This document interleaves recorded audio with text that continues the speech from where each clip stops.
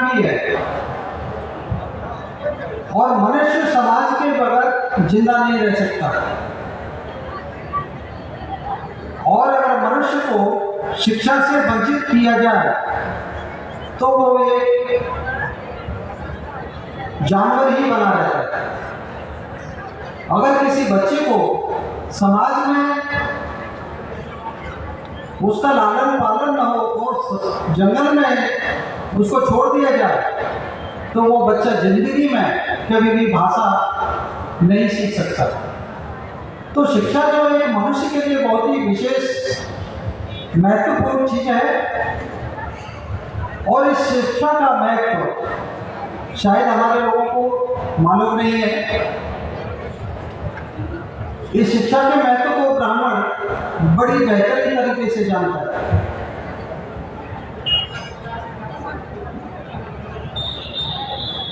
हमें जो शिक्षा का अधिकार मिला है वो हमारे महापुरुषों की बदौलत ही मिला है। अगर हमारे महापुरुष न होते तो शायद ये वांछित भी नहीं होता, क्योंकि जो आज जो शिक्षित वर्ग तैयार हुआ है, एक ये वामसे का जो मंच और ये पांडाल लगा हुआ है, ये शिक्षा की देन है। और ये शिक्षा हमारे महापुरुषों के संघर्ष की बदौलत ही हमें हासिल हुई है। लेकिन अभी तो हमारा समाज शिक्षित भी नहीं हो पाया है। इससे पहले ही ब्राह्मणों ने षड्यंत्र करना शुरू कर दिया है।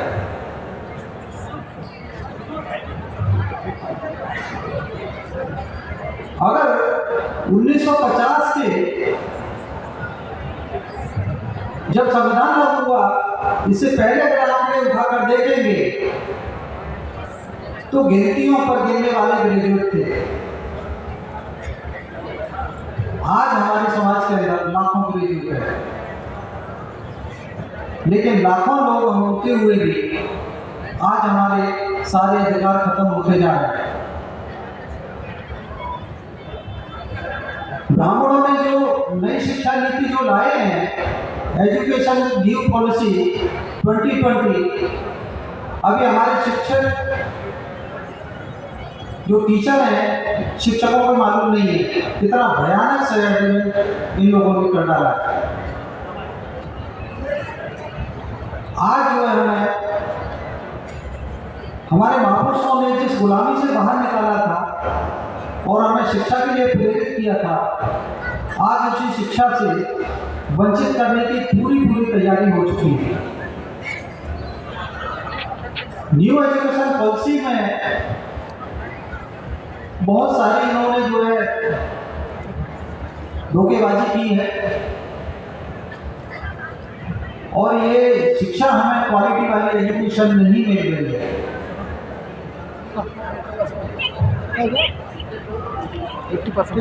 क्योंकि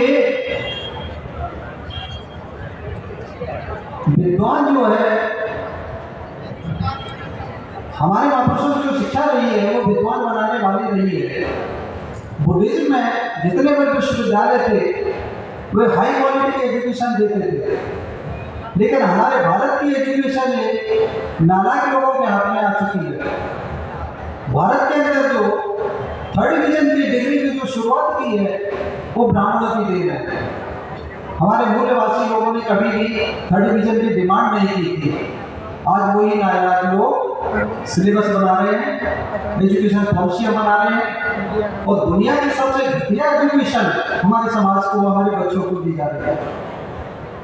जो अपने आप को विद्वान कहते हैं, सिंधु घाटी की जो सभ्यता का जो भाषा है, उस भाषा को कोई भी ब्राह्मण एक शब्द भी नहीं पढ़ पाया और उस भाषा को पढ़ने वाले सबसे पहले जो श्रेय जाता है वो जाता है जेम्स प्रिंसेप को। सबसे पहले उन्होंने अशोक के शिलालेख को पढ़ा था। तो जेम्स प्रिंसेप ने भी इन शब्दों के बारे में ब्राह्मणों से पूछा था बनारस के अंदर कि क्या लिखा है, और जो सम्राट अशोक की जो लाटें हैं उनको पूछा ये क्या है, तो ब्राह्मण उनको भीम की लाठी बोलते थे कि भीम की लाठी। ऐसे नालायक लोग आज हमें एजुकेशन दे रहे हैं। दुनिया में सबसे पहले जो है भाषा का अगर आविष्कार हुआ तो भारत के अंदर हुआ है, और भाषा का आविष्कार सिंधु घाटी सभ्यता से हुआ है, और वो दुनिया की सबसे बेहतरीन हाई क्वालिटी की एजुकेशन थी, और इतिहास भरा पड़ा है कि दुनिया के स्टूडेंट लोग भारत में अध्ययन करने के लिए आते थे, और उसी के बजाय भारत विश्व गुरु था। लेकिन आज नालायक लोग अपने ऊपर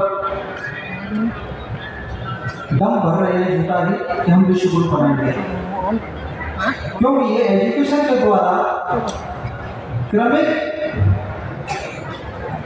खत्म किया जा रहा है, क्रमिक रूप से।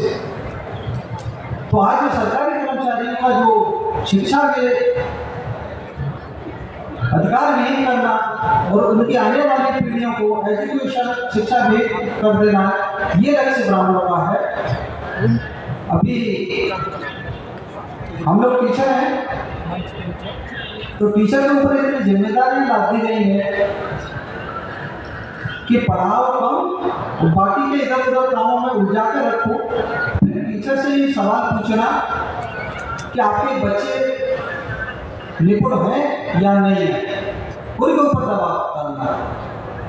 टीचर को मिड डे मील में लगा रखा है, टीचर को जनगणना में लगा रखा है, टीचरों को इलेक्शन के कामों में लगा रखा है।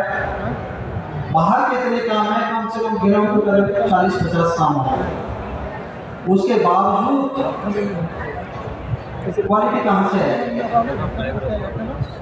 दूसरा, जो एक भविष्य सुरक्षित होता है सरकारी कर्मचारी का, उसकी भी पेंशन खत्म कर दी है, और ये पेंशन अटल बिहारी वाजपेयी ने खत्म की, जो ये 1950 में बाबा साहब ने लागू कराया था। इस पेंशन का इतना बड़ा महत्व होता है कि पूरा परिवार छोड़ो कई पीढ़ियां तक सुधर जाती है। पहले हमारे लोग अनपढ़ लोग होते थे, जब किसी विभाग में लगते थे, चपरासी लगता था, तो प्रमोशन होते होते होते कम से कम क्लर्क तक पहुँचता था, उसको पेंशन मिलती थी, पूरा स्केल मिलता था। आज आप देखिए, आज सभी को कॉन्ट्रैक्ट पर रखा जाए, न उनको पेंशन है ना स्केल है, क्योंकि ये जो है हमारे समाज की जो समृद्धता थी उसको जो है सिस्टमैटिक तरीके से खत्म किया जा रहा है,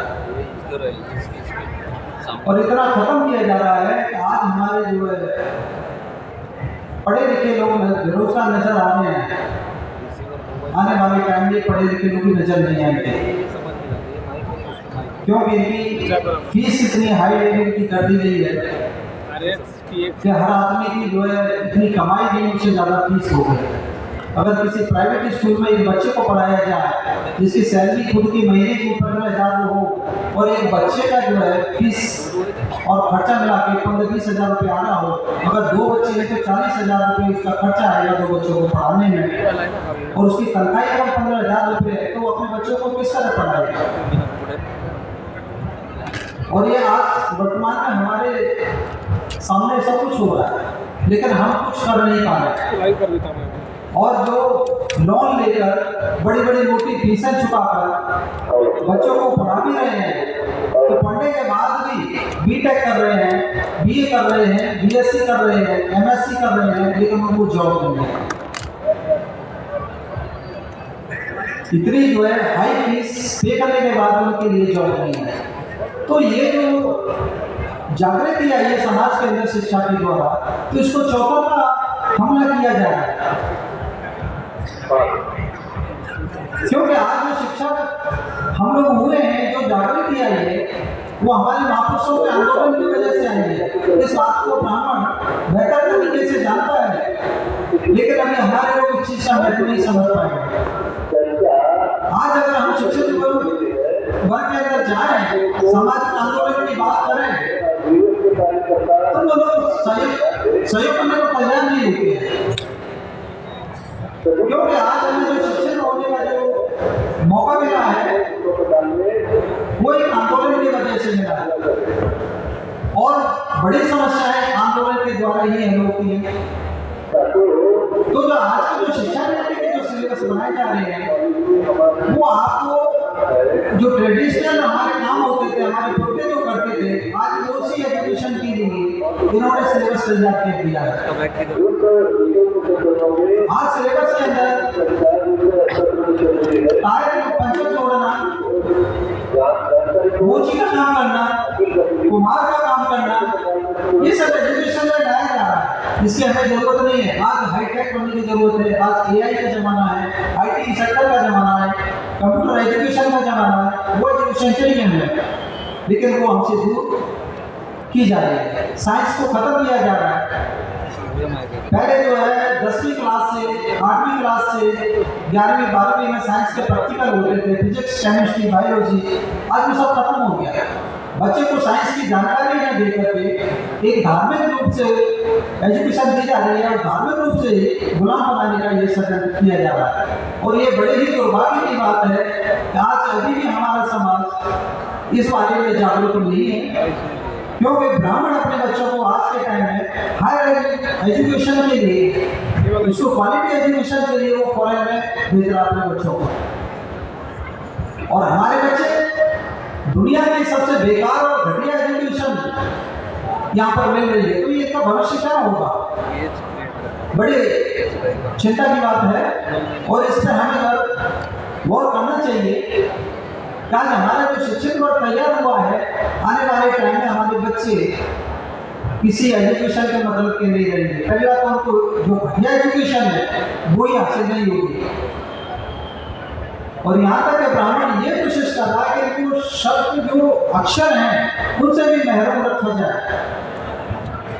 अगर हमारे शब्दों से भी पहचान खत्म करा दी जाएगी, तो फिर से जो है एक जानवर वाले समाज में तब्दील होने का हमें समय नहीं लगेगा, क्योंकि शब्दों में बड़ी जान होती है। लोकतंत्र में साहब भी कहते हैं कि बोली से खतरनाक होती है। तो बोली जो निकलती है वो शब्दों के द्वारा ही निकलती है, और शब्द लोकतंत्र में हथियार होते हैं। इन हथियारों का उपयोग हमें आना चाहिए। इसकी तरफ हमें बड़ी गंभीरता से सोच विचार करना चाहिए, नहीं तो आने वाले समय में जहाँ से हम आए थे वहाँ से भी पीछे चले जाएंगे, क्योंकि ये आने वाली पीढ़ी इतनी अभी गंभीर नजर नहीं आ रही है। लेकिन इसको सामूहिक रूप से सामाजिक स्तर से आंदोलन के जरिए शिक्षा के महत्व को बनाते हुए इसमें आप लोग अपने आने वाली पीढ़ियों को जागरूक करेंगे, और वामसेक के आंदोलन में साथ सहयोग करेंगे। और इसी आशा और विश्वास के साथ मैं अपनी बात समाप्त करता हूँ। आपने मुझे ध्यान से सुना। धन्यवाद।